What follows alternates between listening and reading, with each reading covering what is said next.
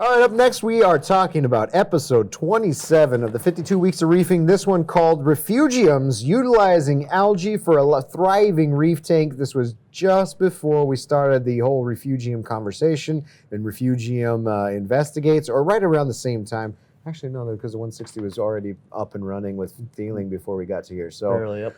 I bet you if you go back and watch the 2015 Refugium episode, completely different than what we're about to talk about here. It's not even the same category. Evolutionary leap in Refugiums. Back in 2015. You were a hard man to convert over to Refugiums.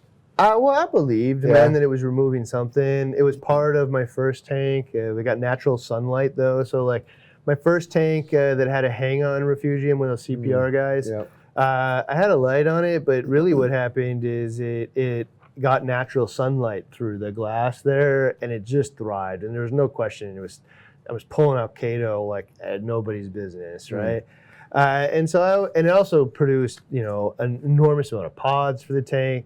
I was a Refugium fan, but behind the scenes, everybody's like, yeah, Refugiums don't really work. They don't really pull out anything. It's just a feel-good maneuver. I remember having that conversation with you. You're like, yeah, what does it take? Like 10-15% less maintenance with the other filters, and probably so because of the way that we were actually lighting them, which once you figured that out, sky's the limit. Yeah, so we'll get into that, but basically we found out if you light them proper, then they maybe work too well is actually the problem. Yeah. But you know what? That hits on the fact that my first experience is it worked so well because it was getting direct sunlight. Yeah. Right, is why it works so well. It wasn't relying on a $5 crappy bulb on the top of it.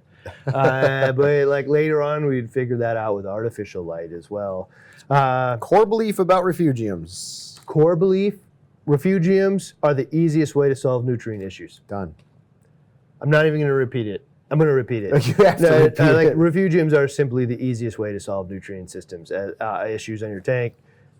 It's just a bucket full of algae in your sump, and it soaks it all up. You throw a light on it, you grab some, and you throw it in the trash. Done.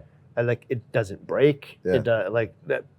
This is perpetual the machine. End point. This is how your turd or your filter socks and felt pull out the turds. The protein skimmer pulls out the long chain molecules or whatever. Refugium. Everything that it missed. Nitrogen and phosphorus. If you got a well-working Refugium, nitrogen and phosphorus or nitrate phosphorus will never be your problem. At least not high. Yep. So core belief right there. So what matters most? First thing that matters most when it comes to Refugiums is that performance of your Refugium is 90% tied to the light, to the light. Oh, I see. I had a couple tied up here. 90% of your Refugium success is because of the light and the light choice that you choose.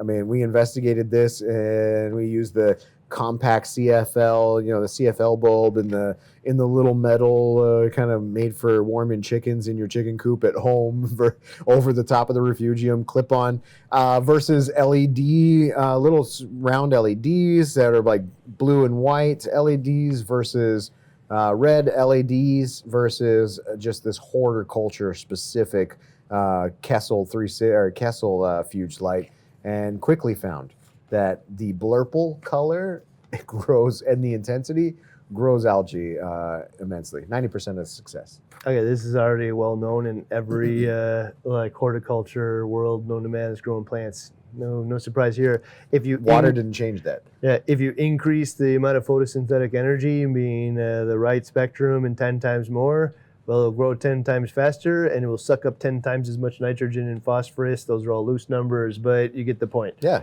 And worse yet, what we were trying to do beforehand is that we got multiple $1,000s worth of lights in the front trying to replicate the sun. That's where the algae's growing, and we're going to try to prevent the algae from growing in the back with a $5 compact fluorescent and your little clip-on thing at $5. That was never going to work. That was never going to achieve the goal that we wanted. Yep. And once we abandoned that and said, you know what, if we put the power of the sun in the back, it will outcompete the power of the sun in the front. And it did. Boom. We even found in our experiments that in many cases, we could change the trajectory of brand new tanks You know, if you had an effective refugium started up fairly quickly, instead of letting nitrogen and phosphorus feed the algae in the front of the tank, it would feed the algae in the back of the tank, and you wouldn't see any algae in the front of the tank. So, yeah, I don't know, totally changed it. Performance, 90% related to light.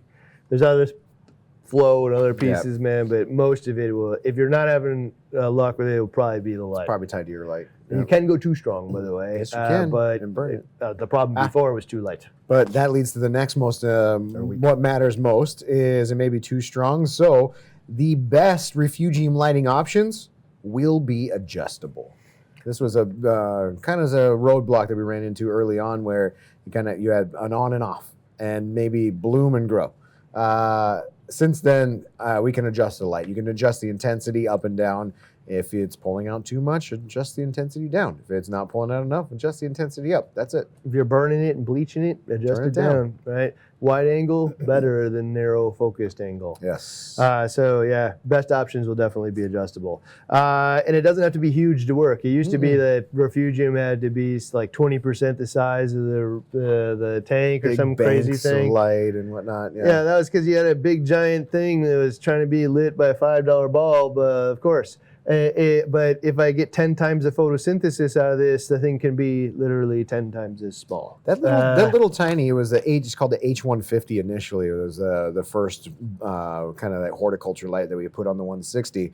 And it's, your standard 360, but not before the X. So like 150-degree beam angle, and you have that thing about 8 inches or 6 or 8 inches above the Refugium. It was growing not only the top of the algae in the 160 in a section that's like 16 inches by like 12 inches by like 13 or 14 inches deep, but when you turn the entire mass of Chaeto over, the bottom side was also green. Yeah, I mean, the Chaeto is capable of spreading the nutrient throughout the whole thing. Yeah. So yeah, I would say that another lesson is a scrubber.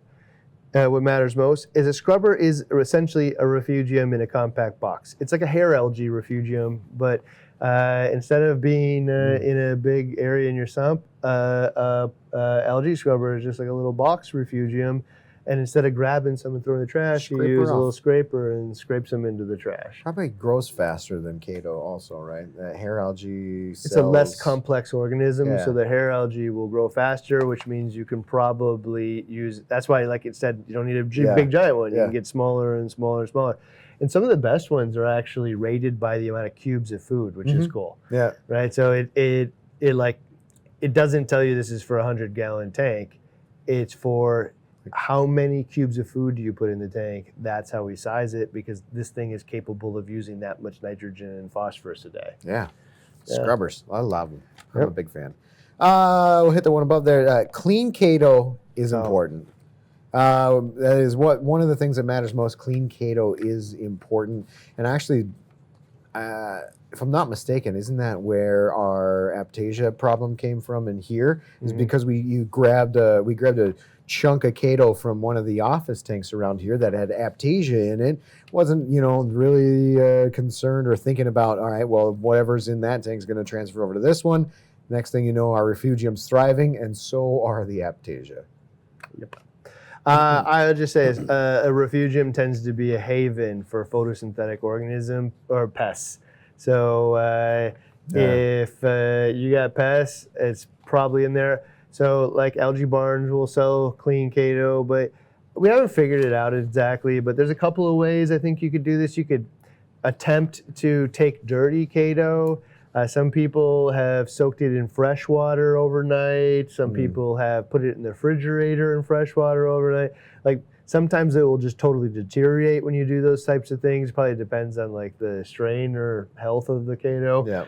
But I think that like most things won't survive, like Aptasia and stuff won't survive being in fresh water overnight. Yeah. And so there's a lot of things that won't make it through that process. I would suggest if you have to use dirty Chaeto or Chaeto from somebody else's tank or Chaeto from a fish store that clearly has stuff in it, I would consider, even if you killed it, doing some extensive things to try to get rid of it. And like coral dip and stuff won't do that. Yeah. Coral dip doesn't kill aptasia. Even I've put a bunch of Chaeto in a freshwater like little tank before, and like 2 days later came back to it, or it was a day or 2 days later, and it actually turned all of the Chaeto into mush. So I did it overnight, and I was able to do it fine. And it came back like a week, but it'll stay alive, right? So the Chaeto will survive most things that the pests won't. So push it to the limits and be okay if you kill it. Chaeto will also survive in what was it? Ron in the lab and Jason they just put some water in a bag with some Chaeto and just let it sit on the shelf or on their desk for a long time, and that actually just kept living and living and living and living, and maybe you eventually starve out some of those pests. My fear would be that aptasia would survive. Still survive, right? So would it survive 40 degrees though? Yeah. I don't think so. Not very long. Yeah. Will the Chaeto survive 40 degrees? Probably a lot longer than the aptasia does. There's going to be some experiments here. So, I'm going to challenge the community actually, because the results in this case is going to come from a lot of different. Maybe we could do it here actually too.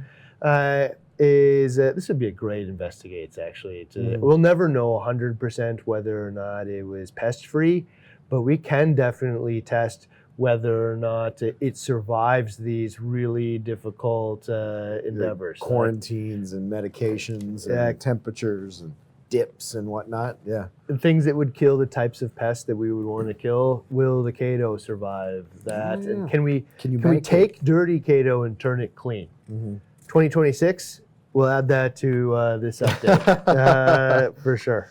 Good thing about algae scrubbers is that you don't need to source anything. It will just start automatically growing. So whatever's in your tank is already in your tank.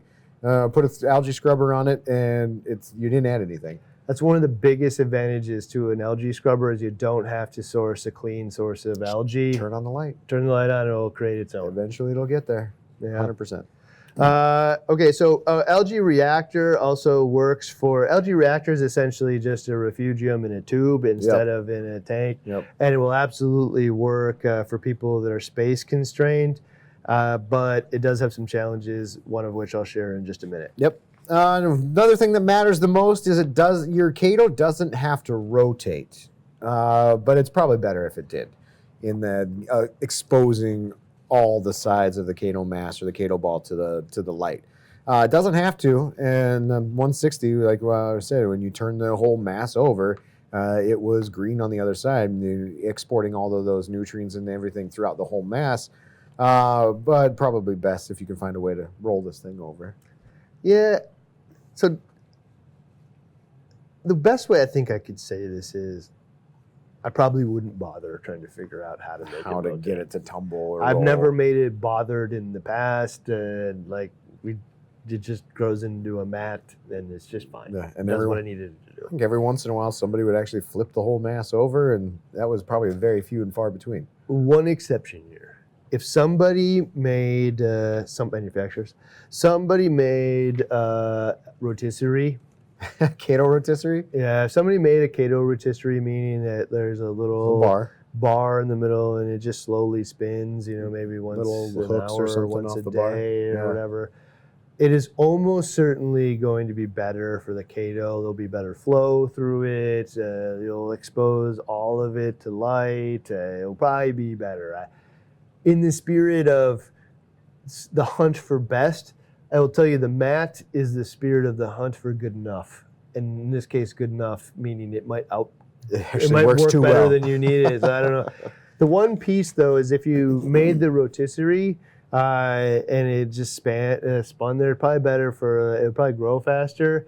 But also, it would allow you to clean out the sump area there better because, refugiums are notorious for becoming detritus traps as well. Huge piles of yucky gush underneath, Yeah, and so I think that you might be able to maintain a cleaner tank if you had the rotisserie and the bottom was bare and you were able to clean it out.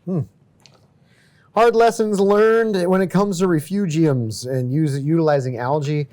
First one is a reactor will grow other stuff if it's empty. Empty meaning like, I started with a little, maybe bigger than a golf ball size, and I threw it in my algae reactor and then said, okay, start growing full of algae or growing full of Chaeto. There's other stuff that'll eventually win out that battle of the growth. So I had that problem with the arid Paxbellum, right? Weird slime. Yeah, and I brought home a ball. It's like probably a melon or whatever, right? But the reactor is this big. Yeah. And I kind of tried to spread it out as much as I could throughout the whole thing. But in the end, when we opened it up, it was just filled with all kinds of algae and slimes and other photosynthetic organisms all over because I was putting a tremendous amount of light into this thing. It's clear, it's got a white light's bouncing all over the place. And there was nothing in there to soak it up, or only in a portion of it. So it just didn't work. So I think if I were to try the algae reactor again, I'd have to find a way to fill the whole damn thing up with algae. Otherwise, I'd be afraid that I'm just going to create the same scenario again. Yeah. So it might be that I want to grow the algae in a bucket or something first somehow and grow it out and then put fill it in your reactor. It sounds like a big pain in the butt. That sounds like a pain. But here's the deal though. I also Is your space limited? I don't have a refugium on my sump. And so shame on me for not prioritizing it. Sure.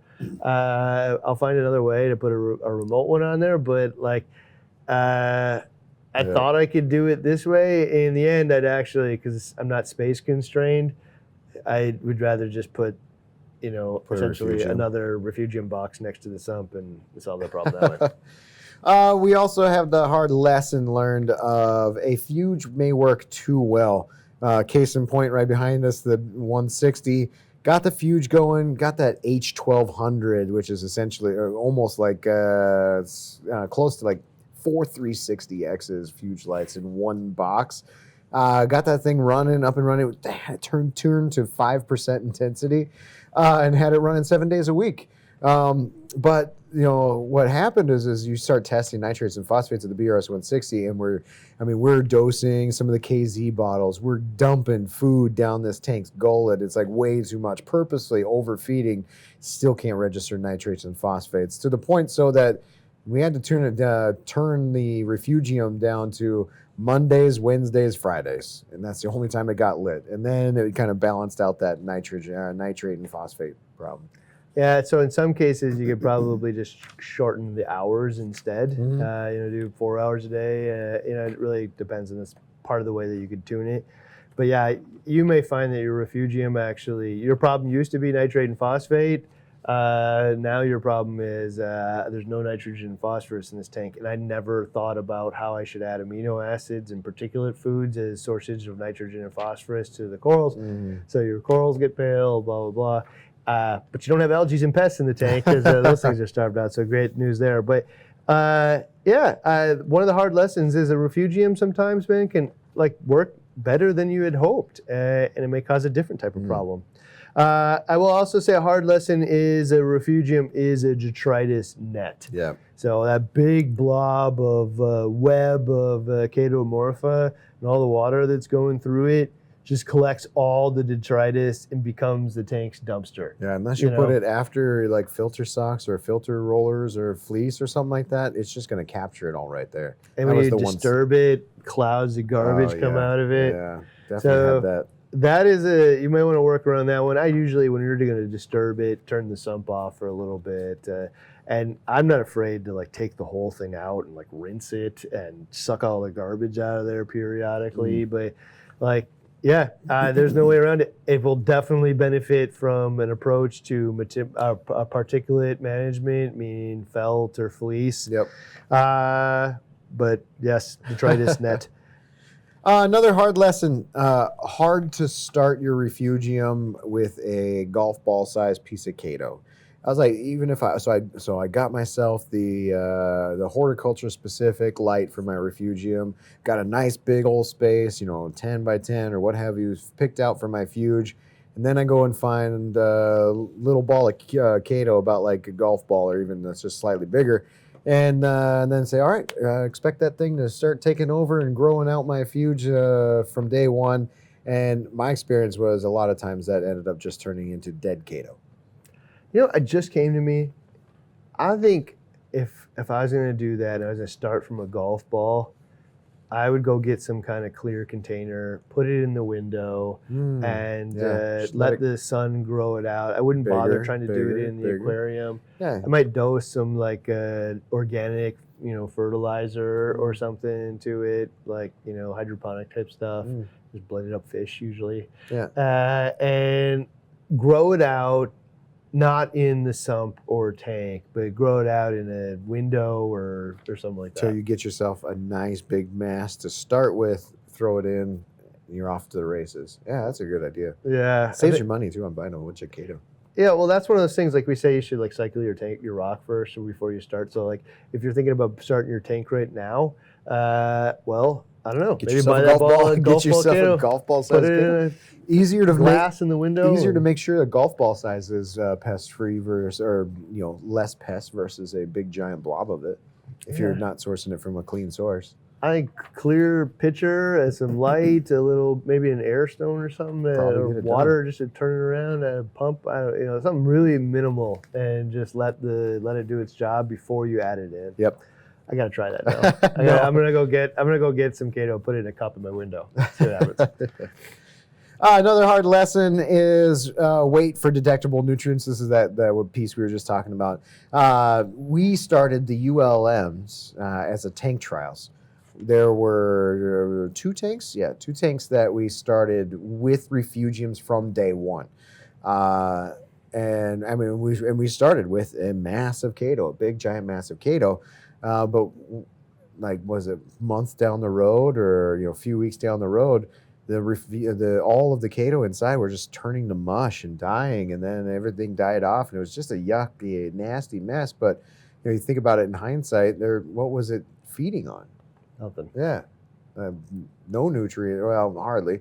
But maybe some of the ammonia of the cycling tank. But really, nothing for it to thrive on. So get the nutrients there to begin with. Doesn't have to be a lot, but something. Then start it. Yep. Also, hard lesson is it is a photosynthetic organism that's pulling out things a little different than some of the corals, meaning it's going to suck out some elements from the tank. Iron, manganese, some stuff like that, molybdenum, all that kind of stuff. I think Brightwell makes this stuff called Chaeto Grow to replace some of it. Yep. But I think this might be best managed with like considering that in the two-part, and so. That two-part is how you manage elements. And so instead of adding like more stuff, the Triton is Core 7 specifically designed around the fact that you're going to run a Refugium, meaning that it's compensating for that with the iron, the magnesium, the molybdenum, those types of things in there. Yeah.